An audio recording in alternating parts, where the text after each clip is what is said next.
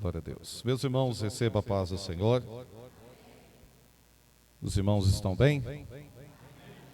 Glória a Deus, né? Eu louvo a Deus por essa oportunidade. Eu quero aproveitar que nós estamos de pé. Vamos fazer a leitura da palavra do Senhor. Vamos usar o mesmo texto que é o tema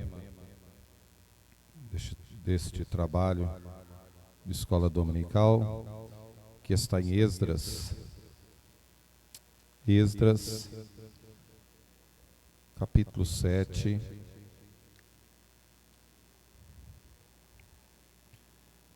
versículo 10. Esdras, capítulo 7, versículo 10.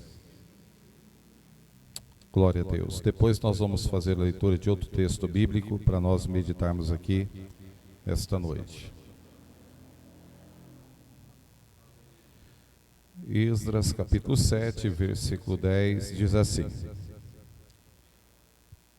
Porque Esdras tinha preparado seu coração para buscar a lei do Senhor, e para a cumprir, e para ensinar em Israel os seus estatutos e direitos. Vamos ler também, irmãos, Juízes capítulo 1.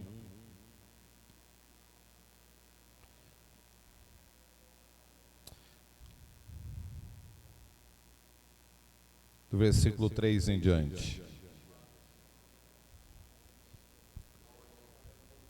Juízes capítulo 1, versículo 3 em diante, diz assim.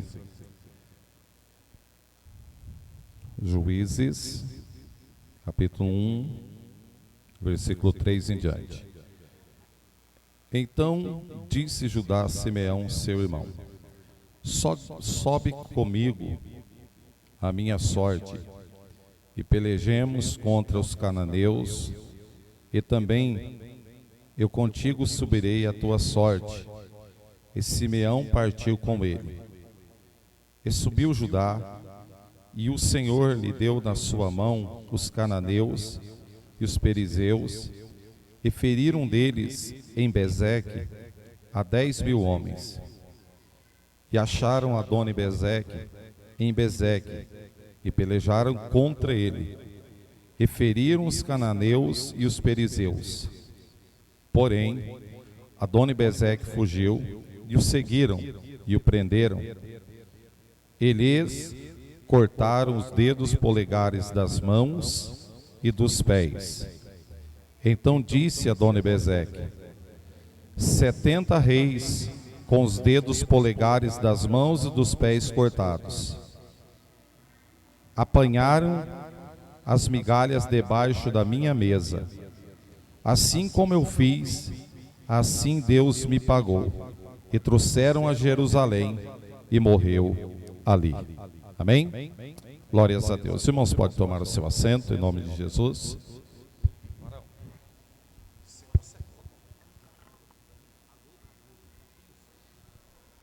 Glória a Deus. Meus queridos irmãos,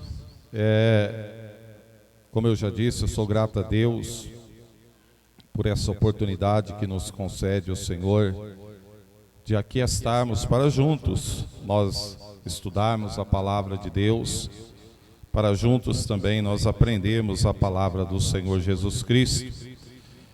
É muito bom louvar a Deus pela vida dos obreiros, que Deus continue abençoando em nome do Senhor Jesus Cristo. Deus abençoe esta igreja. E louvar a Deus por uma igreja que está sob a direção do nosso pastor, o pastor Edmundo, tem uma preocupação tão grande, tão importante com a palavra do Senhor. Porque, irmãos, nesses últimos tempos, nós precisaremos estarmos alicerçados na palavra do Senhor. E eu louvo a Deus que esta igreja é uma igreja que prioriza a palavra, e isso é muito importante. Nós meditamos ontem sobre o poder que a palavra tem, poder criador e sustentador da palavra. Vimos também que O próprio Senhor Jesus Cristo é a palavra, o Verbo vivo, que se fez carne e habitou entre nós. Nós vimos a importância de obtermos o conhecimento, de examinar, de ler e procurarmos estar edificados na palavra. E hoje nós vamos meditar um pouco sobre a importância de estarmos atentos para não sermos enganados com estratégias do inimigo da nossa alma. Já que a palavra é algo de suma importância na nossa vida, nós precisamos nos atentar, porque o adversário da nossa alma, ele cria muitas estratégias para tirar a palavra de nós, para roubar a palavra do nosso coração, para tirar o nosso interesse pela palavra. E nós vamos ver sobre isto aqui nesta noite. Antes de nós iniciarmos, eu estava dando uma meditada esses dias, só para os irmãos terem uma noção, qual é o livro mais publicado que existe na face da Terra? A contagem, ela passou a ser feita a partir do ano de 1816, e de lá para cá que foi contado as publicações dos livros. Então, do ano de 1816 para cá, a data que começou a ser contado, foi publicado cerca aproximadamente de 6 bilhões de Bíblias. 6 bilhões de Bíblias foi publicado a partir do ano de 1816. É interessante, irmãos, que o segundo livro mais publicado e lido é chamado Livro Vermelho de Mao Tse-tung, na China. Ele é o segundo livro mais publicado e lido. Agora, enquanto que a Bíblia foi publicada 6 bilhões de exemplares, o segundo livro mais publicado e lido, que é o Livro Vermelho de Mao Tse-tung, que foi publicado pelo governo chinês, foi publicado ou feito 6 milhões de exemplares. Ou seja, a Bíblia, ela está anos-luz na frente do segundo livro. Tanto que nos livros dos recordes, a Bíblia nem entra, porque não tem nem como comparar o primeiro livro mais publicado e lido com o segundo livro, que é esse livro chinês, publicado e feito pelos chineses. Mas tem mais uma coisa. Por que que esse Livro Vermelho de Mao Tse-tung é o segundo livro mais publicado e lido? Porque o governo chinês obrigou que cada chinês deveria possuir um livro e ler ele. Então foi imposto uma obrigação para que os chineses comprassem e lessem o livro. Agora, olha que interessante. Enquanto que o governo chinês obrigou e impôs que todos comprassem e lessem o livro, a Bíblia, ninguém obrigou ninguém a comprá-la e ninguém obrigou ninguém a lê-la. Eu estava observando, irmãos, como que é as coisas no mundo espiritual. A Bíblia Sagrada, ela foi escrita cerca aproximadamente por 40 autores, 40 homens, de lugares diferentes, de regiões diferentes e épocas diferentes. Aqueles que foram homens que foram inspirados por Deus, muitos deles, um não conheceu o outro, porque eles eram homens de lugares diferentes e épocas diferentes. Um não chegou nem a conhecer o outro. E nós vemos que este livro, que na tradução grega significa biblos, que quer dizer uma coleção de livros, composta de 66 livros, sendo 39 no Antigo Testamento e 26 no Novo, possuindo 1.189 capítulos e 32.273 versículos e mais de 3 milhões de palavras, foram inspirados por homens os quais foram inspirados por Deus para escrever este livro. Este livro que nós temos em mãos, que serve como manual, como mapa, que nos conduz à vida eterna. Outra coisa que é muito importante nós observarmos acerca da Bíblia, irmãos, esse livro pronto, traduzido em português, aproximadamente a Bíblia foi traduzida para mais de 2.500 línguas, inclusive traduzida para o português, como nós temos em mãos esse livro pronto e preparado. Você pode observar que existem muitos outros livros, Carlos Drummond de Andrade, escritores, Machado de Assis, e aí vai, livros clássicos, muitos livros. Mas você pode observar a diferença que a Bíblia tem. Se alguém estiver passando um momento difícil, ou se alguém estiver vivendo no mundo das drogas, ou se alguém estiver trancado num presídio, dá um livro do Carlos Drummond de Andrade para ele ler. Dá um livro de Machado de Assis para ele ler. Dá um livro de grandes escritores para eles lerem. A título de educação, eles podem até que vão crescer. Mas pergunta para mim se algum desses livros tem o poder de transformar a vida deles. Não tem.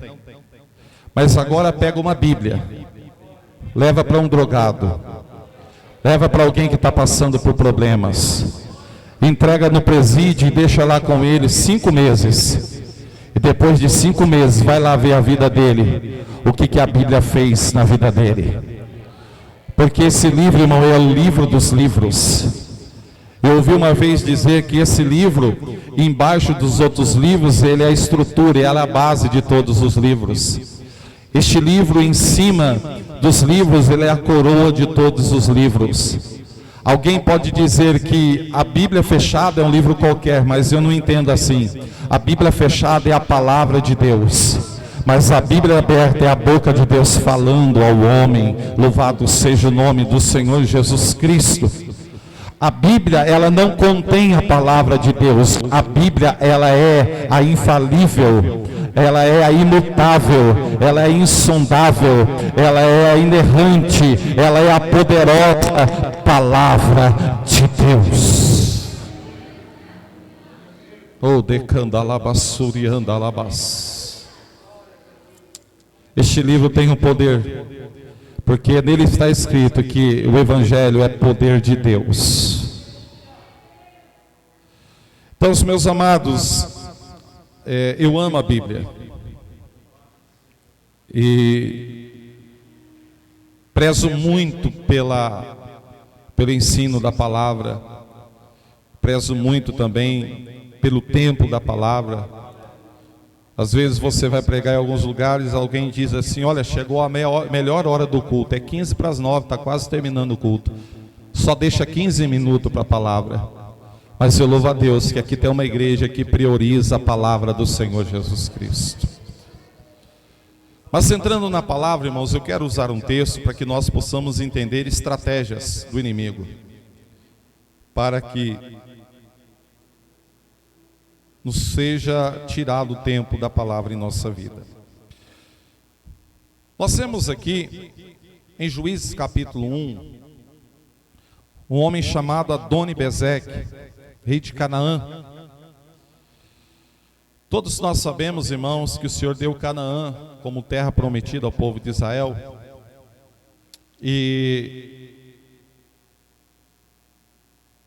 Josué já havia falecido e ainda faltavam algumas terras para serem conquistadas. Então Judá e Simeão, eles se organizam para subir contra os cananeus e possuir as terras que ainda faltavam. Só que quando eles sobem lá havia um rei chamado Adoni-Bezeque. E este rei, ele era um rei que me desperta algumas curiosidades. A palavra Adoni-Bezeque significa Senhor de Bezeque, ou Senhor das estratégias.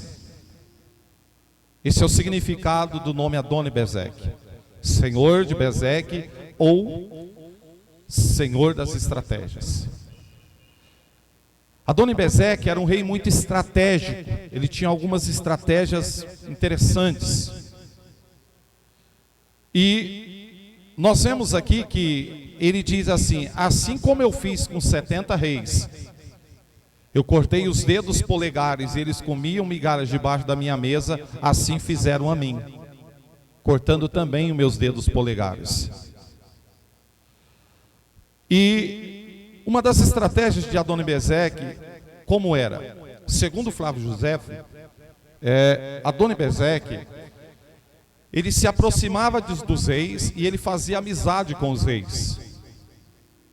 E com o tempo ele ia adquirindo confiança dos reis, se tornando alguém muito próximo, muito íntimo, a ponto de comer com eles na mesa, de estar junto com eles, de dormir no palácio deles. Então ele se aproximava dos reis de forma sutil, como amigo, fazendo alianças, fazendo amizade. E depois que ele se tornava alguém muito íntimo, muito próximo, Adoni-Bezeque, ele aproveitava um dado momento que os reis dormiam e ficavam distraídos. Ele então se aproximava daqueles reis e cortava deles o dedo polegar das mãos e o dedo polegar dos pés. Ou seja, na linguagem bem mineira, ele cortava o dedão da mão e ele cortava o dedão dos pés. Só que quando ele conseguia fazer isso depois de um longo tempo de amizade, de confiança, e ele cortava os dedos polegares tanto das mãos quanto dos pés, ele não cortava à toa, ele cortava o dedo polegar das mãos e dos pés com uma estratégia. E qual era a estratégia de Adoni-Bezeque quando ele cortava o dedo polegar das mãos e dos pés? Primeiro, porque eles perdiam a habilidade de pegar em armas, espadas e escudo, e enfim, qualquer outro equipamento de guerra, de luta. Segundo,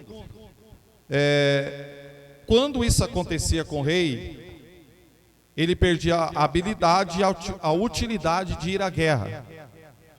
Então, a partir daquele momento, ele tendo o dedão das mãos e dos pés amputado, eles não iam à guerra. E quando o rei não ia à guerra, os soldados também não iam. E quando os soldados iam, eles não iam com a mesma motivação, porque o seu rei não estava junto dele. É importante entender, irmãos, que os reis daquela época, eles eram preparados para estar ali. Desde já moço, eles eram treinados, preparados para lidar com espadas, para lidar com armamentos de guerra.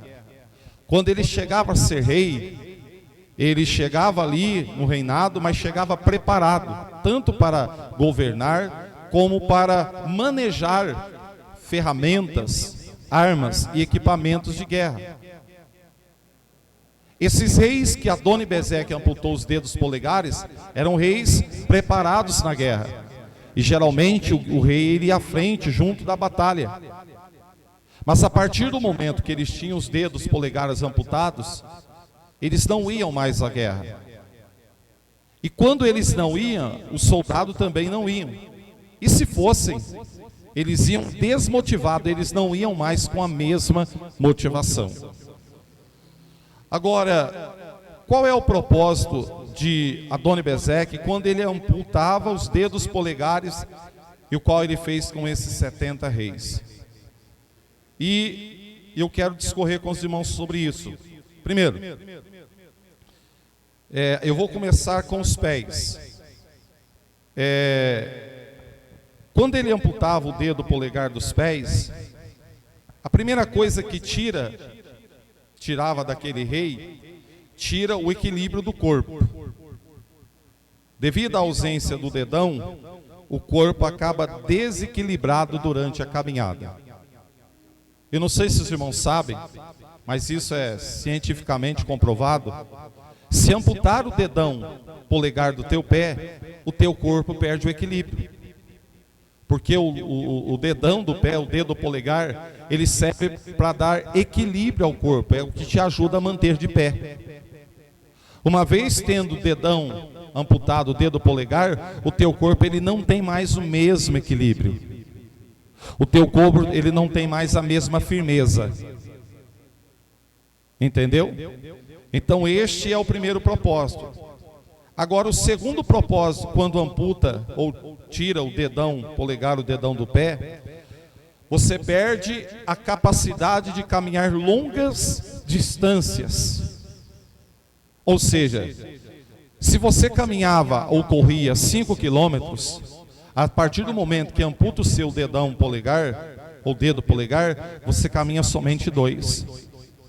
Porque você vai perder a capacidade de caminhar longas distâncias. Ou seja, a tua distância, a tua caminhada, ela é reduzida, ela é encurtada. Veja que interessante. A outra coisa que ele amputava era o dedo polegar das mãos. E quando nos é amputado o dedo polegar das mãos, em primeiro lugar, a pessoa perde a identidade. Porque quando você vai fazer a sua carteira de identidade, não que os outros dedos não sirvam para tirar a impressão digital, mas qual é a impressão digital mais comum usada na carteira de identidade? É o dedo polegar. É a impressão mais perfeita. Então, quando Adoni-Bezek ele amputou o dedo polegar das mãos, automaticamente ele estava tirando a identidade daquele rei. A segunda coisa que eu observo quando amputa-se o dedo polegar das mãos é que a pessoa perde a habilidade de manejar ferramentas e a força.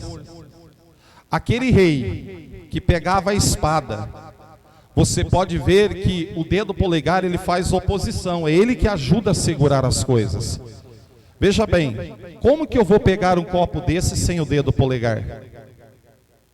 Eu perco a habilidade de segurar as coisas, porque o dedo polegar ele me dá a habilidade de segurar a espada, que era a arma mais comum que o rei usava, e a força. Em casos, ele até conseguia pegar uma espada, mas dependendo do peso era impossível. Então o rei ele perdia a habilidade de manejar a espada. E aqui que eu quero entrar no estudo nessa noite. Quando a Bíblia fala que amputou o dedo polegar das mãos, significa que aquele rei, ele perdeu a identidade. Nós precisamos entender que Adoni-Bezek aqui representa o inimigo das nossas almas. E este rei aqui representa nós. Agora veja bem, quando ele amputa o dedo polegar das mãos, ele automaticamente tira a identidade daquele rei. Aquele rei, ele perde a identidade. E quando eu falo aqui, irmão, de perder a identidade, eu quero fazer algumas aplicações aqui à igreja do Senhor Jesus Cristo. Quando nós falamos de identidade, nós precisamos entender que nós temos identidade de servos de Deus. Nós temos identidade de filhos. Nós somos chamados e conhecidos como servos de Deus, filhos de Deus. Você vai observar que quando Eliseu ele passava todos os dias por um caminho e tinha ali aquela mulher sunamita e o seu esposo, a Bíblia diz que por ele passar todos os dias, ela diz para o seu esposo: olha, eu tenho observado que este homem que passa todo dia por nós, ele é um santo homem de Deus. Às vezes nós não temos noção disso, irmão, mas nós somos observados. Jovem, adolescente, músicos, obreiros, igreja, você é observado. Aquela mulher observava, e dentro daquilo que ela observava todos os dias, ela disse para o seu esposo: eu tenho observado que este homem é um santo homem de Deus. Ou seja, ela disse a identidade dele: este homem é um servo de Deus, esse homem ele é diferente. Isso acontece conosco também. Nós temos uma identidade, e a nossa identidade é a identidade de servos de Deus. Só que Adoni-Bezeque quer tirar a nossa identidade de servos de Deus. E o que é identidade? Aquilo que nos faz parecido com Cristo. Quando alguém chega para você e diz: olha, você é servo de Deus, você é filho de Deus, ou alguém chega em você e diz: você é diferente, automaticamente ele está falando a tua identidade. E essa é a nossa identidade: servos de Deus, filhos de Deus. Só que Adoni-Bezeque, ele quer tirar essa identidade de nossas vidas. Como assim? Ele quer colocar dúvida no teu coração acerca da tua identidade. Ele quer que lá fora você não seja reconhecido e enxergado como filho de Deus. Nós estamos vivendo um tempo, irmão, onde muitos cristãos estão perdendo a identidade.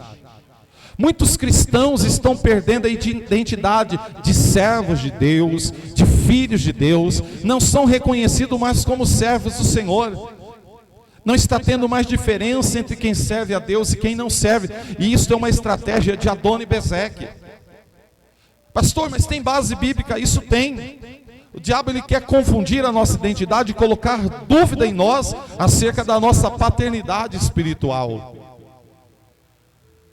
Você pode observar bem, se você quiser abrir a sua Bíblia, Mateus capítulo 4, versículo 1 em diante. A Bíblia vai dizer que Jesus, tendo jejuado 40 dias e 40 noites, a Bíblia fala que então teve fome. E aproximando-se dele, o tentador disse: se tu és o Filho de Deus, manda que estas pedras se transformem em pão. Você pode observar aí nesse texto que quando o diabo ele se aproxima de Jesus, ele quer colocar dúvida no coração de Jesus Cristo acerca da sua paternidade e da sua identidade espiritual.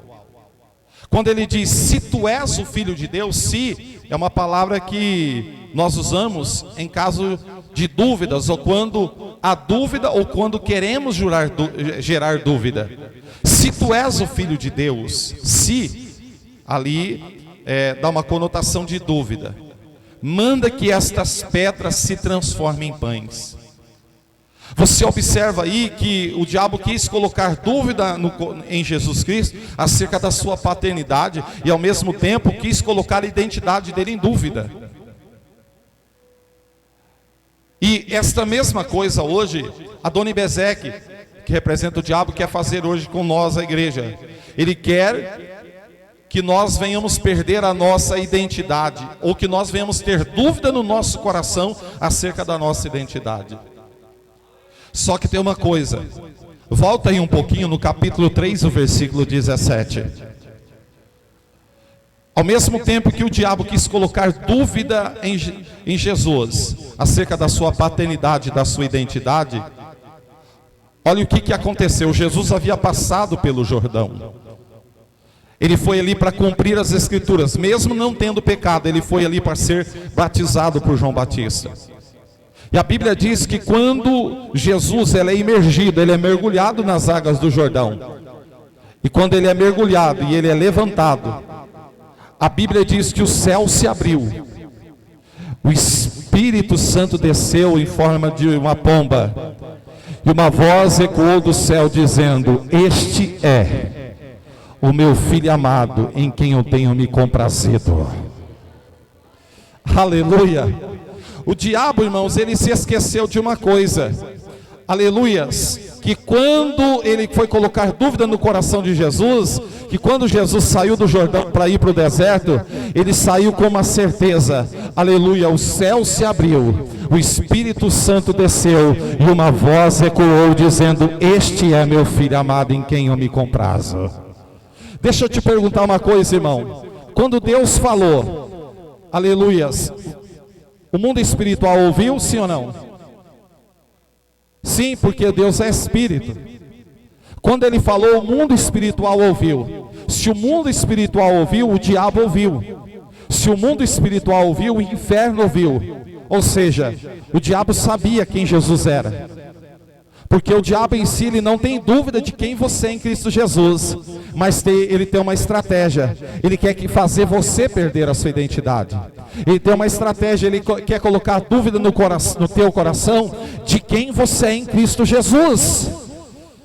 Ele sabia quem Jesus era, mas o propósito dele é colocar dúvida em nós.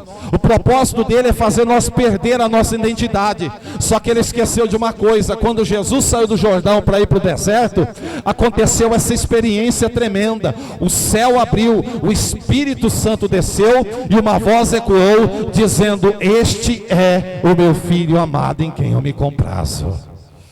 Sabe que o Senhor está falando aqui nesta noite? Aleluia! Quem sabe você tem sentido dúvidas no teu coração. Quem sabe, aleluia, você está em dúvida acerca da tua identidade. Mas o Espírito Santo está falando aqui por intermédio da sua palavra. Aleluia, que você é filho. O Espírito Santo está falando por intermédio da sua palavra que você é filha. Ele está dizendo: filho meu. Ele está dizendo: filha minha. Aleluia, ele está dizendo: você é meu, eu te comprei. Você é meu, eu te remi. Você é meu, aleluia, eu te adquiri. Aleluia, com meu sangue derramado na cruz do Calvário. Não tenha dúvida da sua identidade. Não tenha dúvida de quem você é em Cristo Jesus. Não tenha dúvida da sua paternidade. Você é servo de Deus. Você é filho de Deus, lavado e remido no sangue, comprado com sangue. Você é filho, você é filha, você é filho, você é filha. Quem sabe o diabo tem lutado na tua mente, mas o Senhor está dizendo nessa noite: filho meu, filha minha, meu filho, minha filha, louvado seja o nome do Senhor. Diga para quem tem do seu lado: a tua identidade é de filho.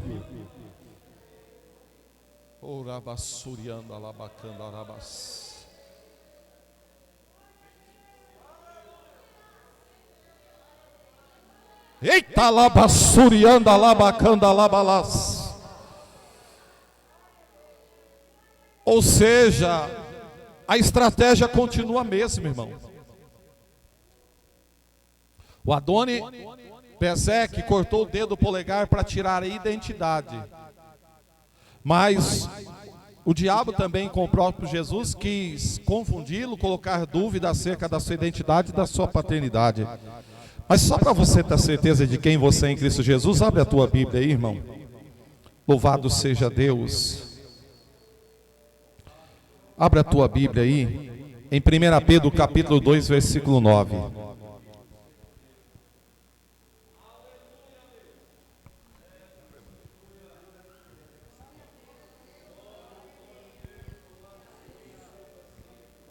Olha bem a tua identidade, quem você é em Cristo Jesus.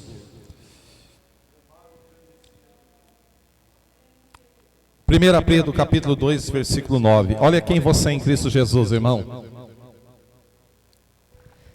Mas vós sois a geração eleita, o sacerdócio real, a nação santa, o povo adquirido, para que anuncieis as virtudes daquele que vos chamou das trevas para a sua maravilhosa luz. Dá para dar um glória aí ou não, irmão? Mas vós sois o quê? Que mais? Que mais? Que mais? Para quê?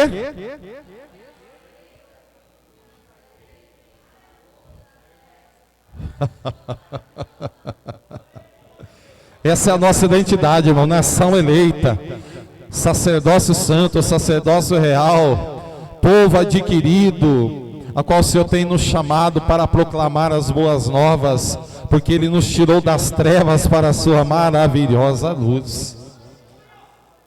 A segunda coisa que a estratégia de Adoni-Bezeque ele fez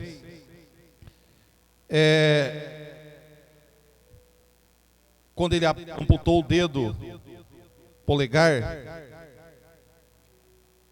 é que o propósito dele é que muitos cristãos nos dias de hoje não consigam manejar a espada.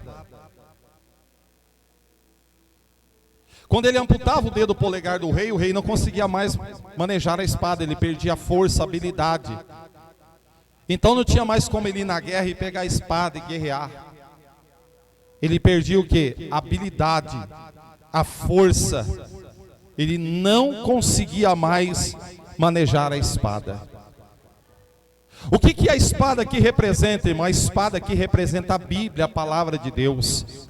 Abra sua Bíblia em Efésios capítulo 6, versículo 17.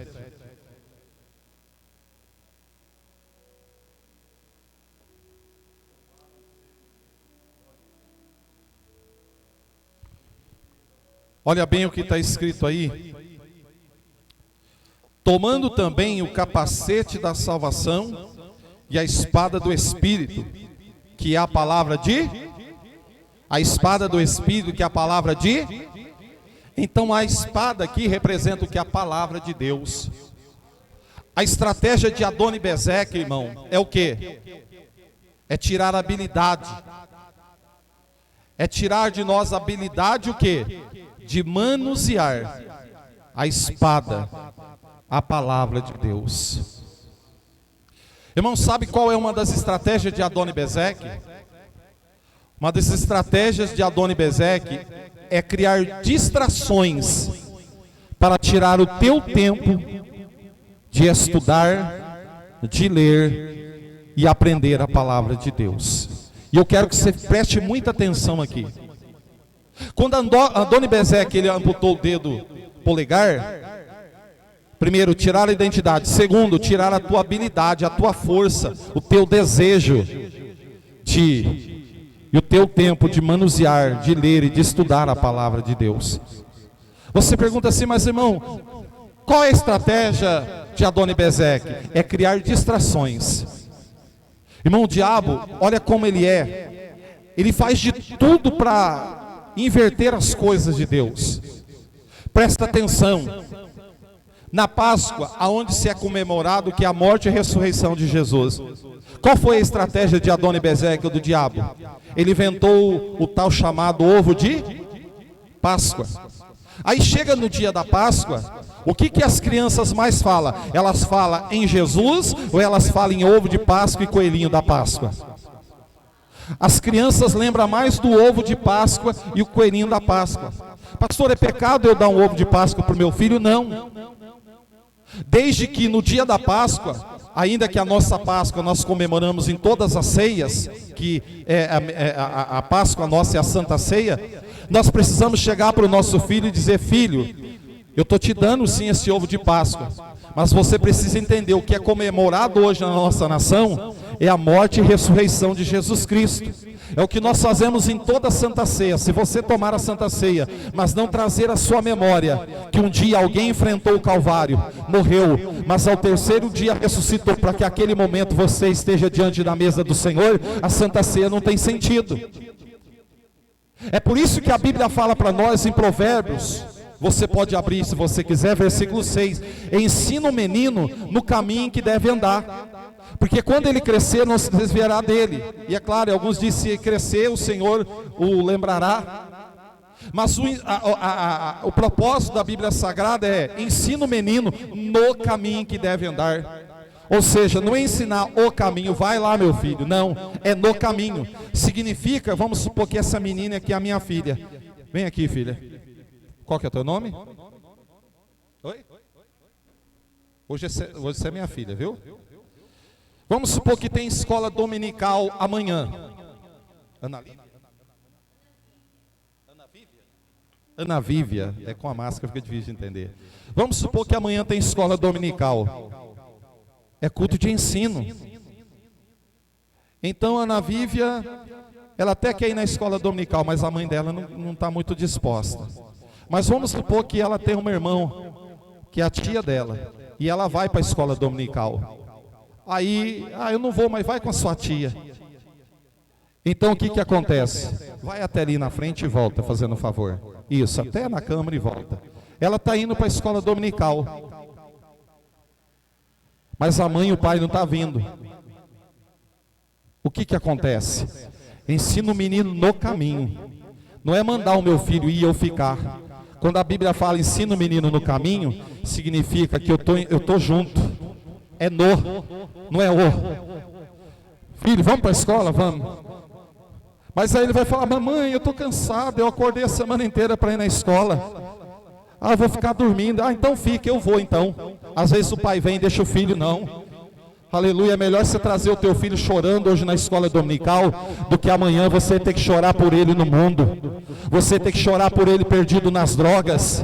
É melhor você trazer ele chorando hoje e ele crescer alicerçado na palavra de Deus, do que, aleluia, ele se perder no mundo e você ter que chorar para Deus trazer ele depois. É por isso que a Bíblia fala ensina-no, significa que o pai e a mãe estão juntos. Deus abençoe, viu, filha?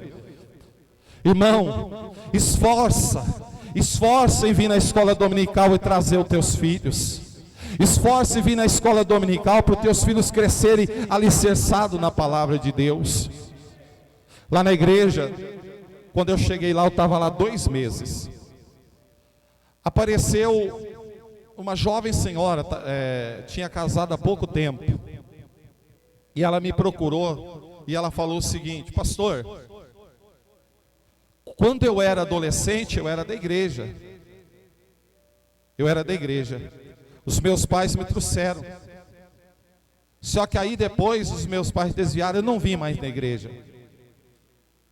Só que eu aprendi na escola dominical que não batiza criança. E eu tenho um neném e eu não quero batizar. Eu queria apresentar ele aqui na igreja. Olha o que ela falou para mim. Quando eu era criança e adolescente, eu ia na escola dominical e eu aprendi que não batiza criança. Eu não queria batizar o meu filho, eu quero apresentar ele ao Senhor. E eu falei, irmã, nós apresentamos, pode trazer. No domingo da frente ela trouxe. Sabe o que aconteceu? Ela desviou, mas aleluia, o ensinamento que ela recebeu na escola dominical, ninguém tirou do coração dela. O diabo tirou ela da presença de Deus, mas não conseguiu tirar a palavra que foi plantada no coração dela. Sabe o que aconteceu, irmão? Aleluia, ela foi apresentar a criança. A partir daquele dia ela ficou firme, ela batizou, o marido aceitou Jesus, batizou. Estão lá até hoje firme, servindo ao Senhor Jesus Cristo. Por quê? Por causa da semente que foi plantada no coração dela na escola dominical. Sabe qual é a estratégia de Adoni-Bezeque, irmão? Eu falei que na Páscoa ele inventa o ovo de Páscoa, o coelhinho de Páscoa. Quando chega o Natal, que aí fora no mundo é comemorado o nascimento do Senhor Jesus Cristo, qual é o nome que o mundo mais fala? Qual é o nome que o mundo mais fala? Adoni-Bezeque, que sempre criou a estratégia, irmão, para querer tirar a glória do nome de Jesus, para querer fazer o mundo ficar distante da presença de Jesus. Então no Natal ele inventou o Papai Noel. O que é isso? Estratégia de Adoni-Bezeque. Agora, qual é a estratégia de Adoni-Bezeque hoje? Para que nós não venhamos ter tempo para a palavra. A estratégia dele é tirar força e habilidade de manusear a espada. Mas qual é a estratégia? Ele criou distrações. Os irmãos perceberam que quando entrou a pandemia, vocês perceberam que os canais de televisão, os canais fechados, pagos, e a Netflix liberou por 1 mês todos os canais de graça para todo mundo? Quem lembra disso?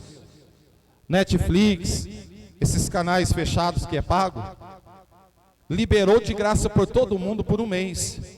Porque qual é a estratégia de Adoni-Bezeque? É porque a ordem era fica em casa.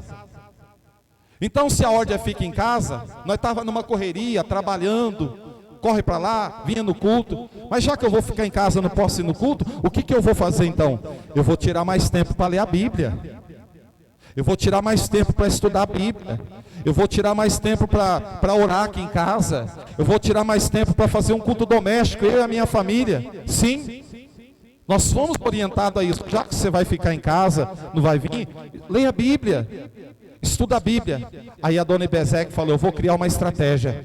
Eu vou criar distrações para que o povo de Deus, para que a igreja não tenha tempo para a Bíblia. Eu vou liberar Netflix de graça. Eu vou liberar os canais que são fechados, que às vezes alguém comprava um pacote. Eu vou liberar todos os canais, porque eles vão ter filmes de monte para assistir, eles vão ter séries de monte para assistir, eles vão ficar muito ocupados, porque as séries é um filme que tem muitos capítulos, e aí vai, eles vão ficar assistindo, e aí eu vou tirar o tempo deles ler a Bíblia. Meu irmão, a dona Ebezeque tem criado muitas distrações para tirar o teu tempo de se dedicar à leitura da Bíblia. Amado, a igreja precisa acordar. A igreja precisa acordar. A dona Ebezeque tem criado muitas distrações. Eu tenho observado hoje, as pessoas conseguem ficar 2, 3, 4 horas assistindo um filme na Netflix. As pessoas conseguem ficar 2 horas navegando no Facebook, no Instagram. As pessoas conseguem ficar um longo tempo conversando com outro no WhatsApp, mas não conseguem tirar 10 minutos para ler a palavra de Deus. Não conseguem tirar meia hora para orar. Irmão, isso é estratégia de Adoni Bezeque. Pastor, é pecado ter Facebook? Não é. Pastor, é pecado ter Netflix? Não é. Pastor, é pecado ter Instagram? Não é. É pecado ter WhatsApp? Não é. A partir do momento que nós saibamos como usá-los.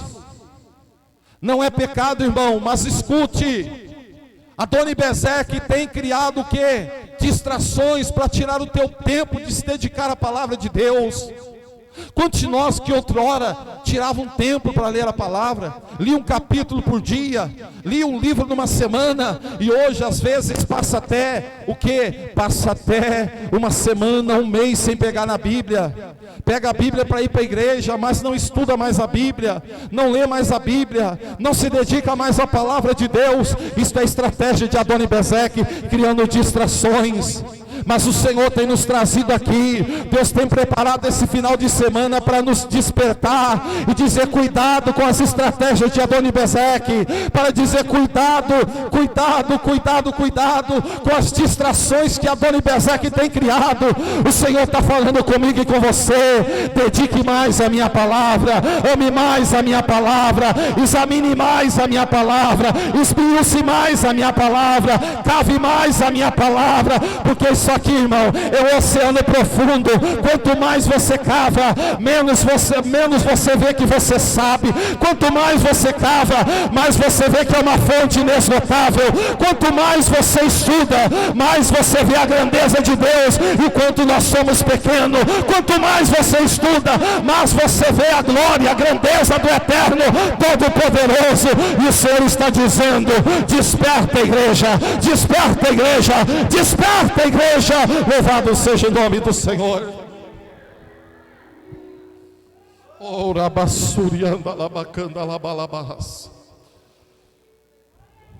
Um dia, uma jovem que fazia parte da liderança dos jovens, eu sentia falta dela na escola dominical. Eu falei: irmã, o que aconteceu? Eu senti tua falta na escola dominical hoje. Preste atenção nisso aqui.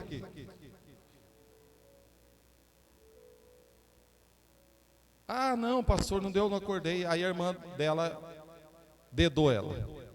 Pastor, sabe por que ela não foi? É porque ela ficou até as 3 da manhã trancada dentro do quarto, navegando lá no Facebook e conversando no WhatsApp com os amigos dela. Ela foi dormir tarde e não conseguiu acordar cedo para vir para a escola dominical.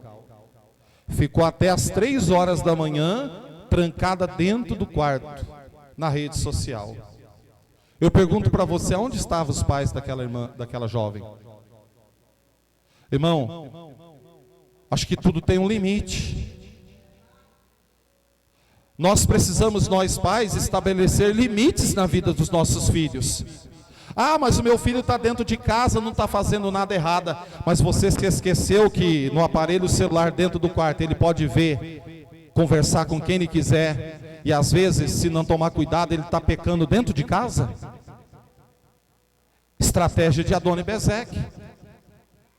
Nós precisamos prestar mais atenção nos nossos filhos. Nós precisamos estabelecer limites. Nós estamos vivendo numa sociedade que não existe mais limites. Mas nós que servimos a Deus, na nossa casa tem que ter regras e precisamos estabelecer limites, sim. Tudo tem hora, tudo tem momento. Quantas das vezes entramos dentro do nosso quarto e ficamos lá horas e horas, mas não temos intimidade com Deus dentro do nosso quarto? Eu estou falando aqui hoje de intimidade, sim. Intimidade de quarto. Você pode perceber, irmão, que a Bíblia fala, quando você for orar ao teu pai, entra no teu quarto e fecha a porta e ora a ele em secreto. O quarto é lugar de intimidade. Deixa eu te perguntar, quanto tempo faz que você não fecha a porta do teu quarto e tira um tempo para ler a palavra e tirar um momento de oração para estar a sós com Deus? Lembra de Samuel quando ele estava dentro do quarto dele? A voz veio e disse: Samuel.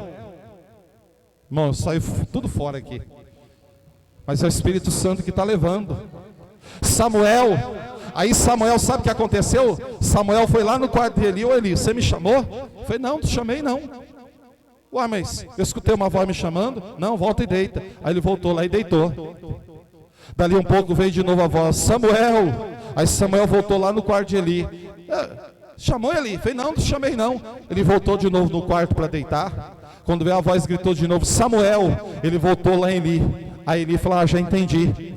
É voz de Deus. Quando chamar pelo teu nome, diga: fala, Senhor, que o teu servo ouve. Samuel, irmão, aleluia, não tinha ainda intimidade de quarto. Ele não entendia quando é voz de Deus.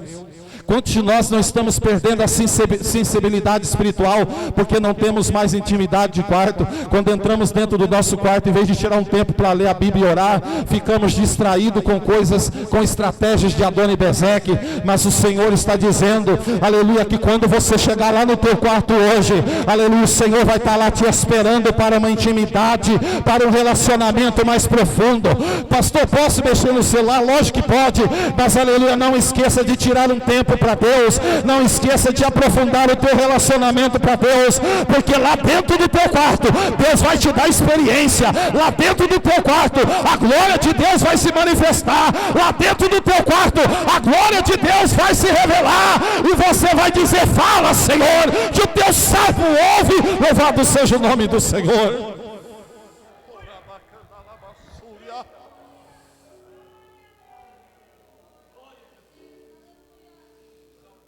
Segunda estratégia: amputar o dedão, para que perdemos o que? O manuseio com a palavra de Deus. O inimigo tem criado muitas distrações para tirar o nosso tempo.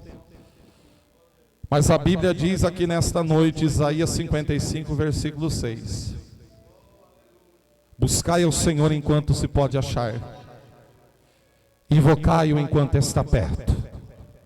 A palavra do Senhor está dizendo aqui hoje, nesta noite, em Tiago, capítulo 4, versículo 7, versículo 8. Aleluia. Sujeitai-vos a Deus, resisti ao diabo, e ele fugirá de vós. Chegai-vos a Deus, e ele chegará a vós. A Bíblia está dizendo aqui nesta noite, aleluia, pela sua palavra: se o meu povo, que se chama pelo meu nome, se humilhar e orar, e buscar a minha face, e se converter dos seus maus caminhos, eu ouvirei dos céus, perdoarei os seus pecados e sararei a sua terra. A Bíblia está dizendo aqui hoje, aleluia, em Jeremias 29, a partir do versículo 11: buscar-me-eis e me achareis, quando me buscardes de todo o vosso coração. A Bíblia está dizendo aqui nesta noite, aleluia, oh, aleluia, da sua palavra, aleluia, que Ele quer que você dedique mais tempo a Ele e a sua palavra. Por quê? Porque a palavra de de Deus, ela é tremenda. A palavra de Deus, ela salva. A palavra de Deus, ela restaura. A palavra de Deus, ela edifica. A palavra de Deus, ela purifica. A palavra de Deus, ela levanta. A palavra de Deus, ela sustenta. A palavra de Deus, ela consola. A palavra de Deus, ela conforta. A palavra de Deus, ela fortalece. A palavra de Deus, ela enobrece. A palavra de Deus, ela é viva e eficaz, mais penetrante de qualquer espada de dois gumes, que penetra até a divisão da alma e espírito, juntas e medula, e é apta para discernir o pensamento do coração. A Bíblia diz: ó, já estáis limpo pela palavra que eu vos tenho falado. A Bíblia diz: como purificará o jovem o seu caminho, observando conforme a sua palavra. A Bíblia diz: escondi a tua palavra no meu coração, para não pecar contra ti. A Bíblia diz: lâmpada para os meus pés é a tua palavra, é luz para o meu caminho.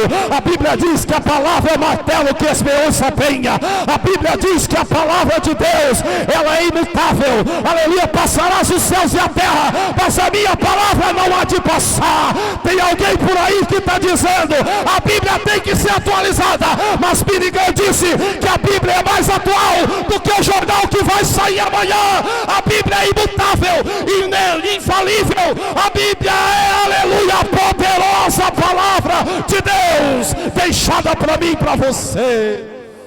Xarabacandalabassúria. Oh, glória a Deus. E calabassuri me candarabacandalabai.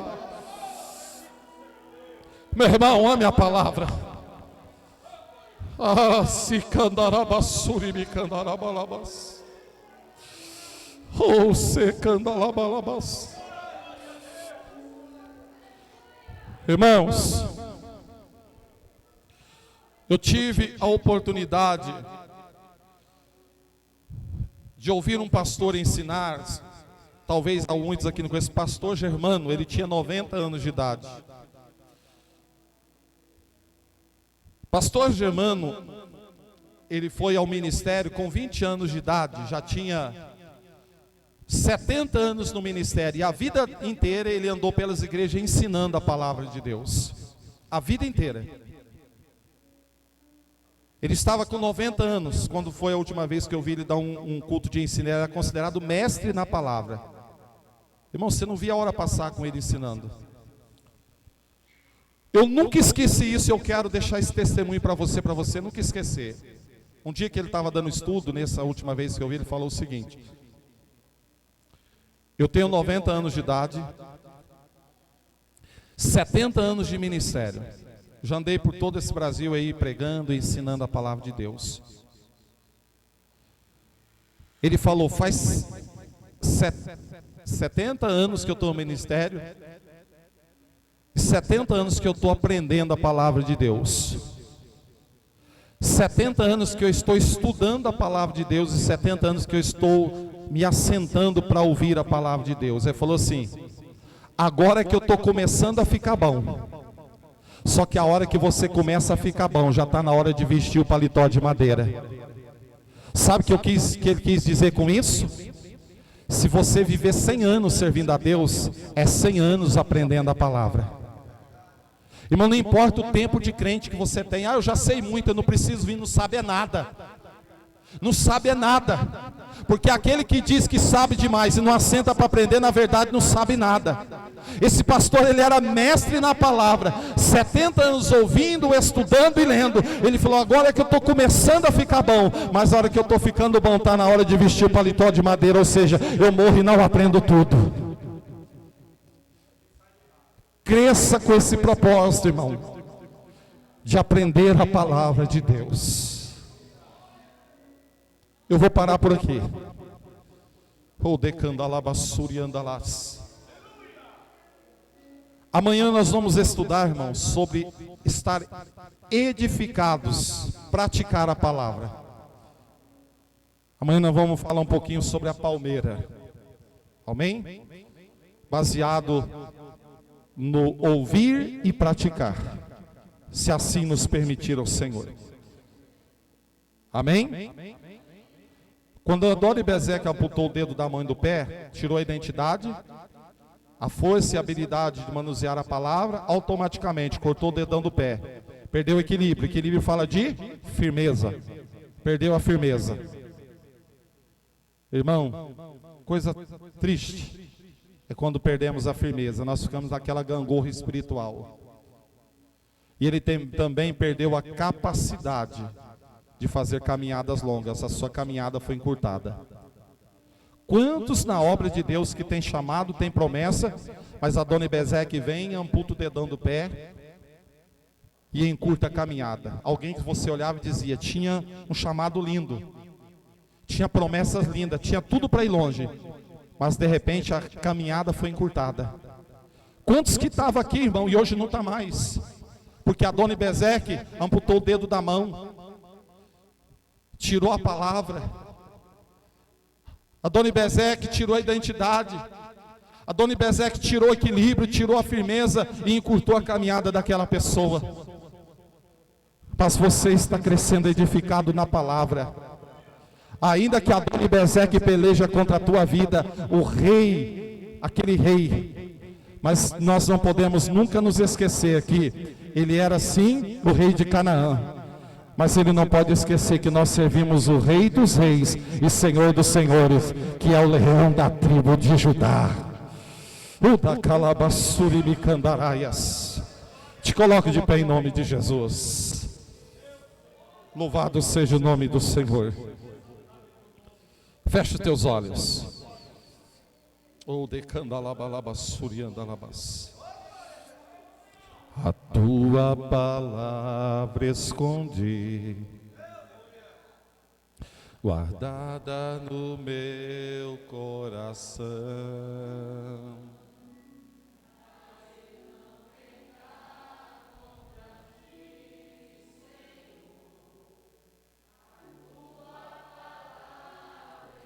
Opa!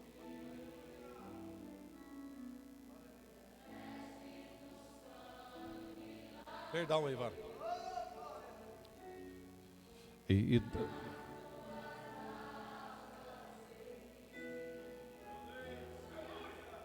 Para ser uma oferta agradável a ti, minha vida te consagrei. Meus dons e talentos são para te servir, meus dons preciosos são teus.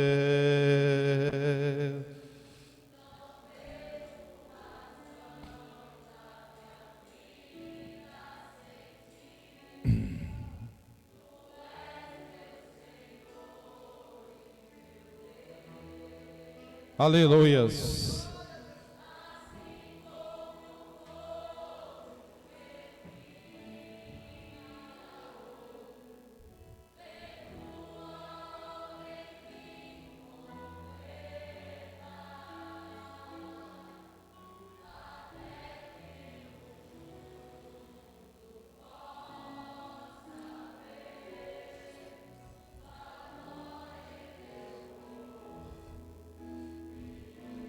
Só essa parte agora.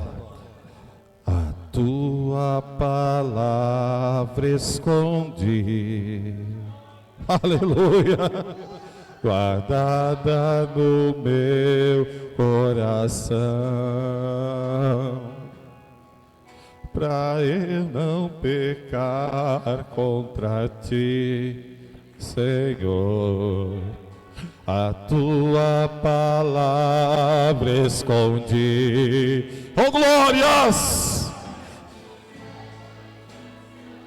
E calabassurianda labalas, xarabacanda labalas, e calabalabalabalas, e calabassurianda labalas, checa.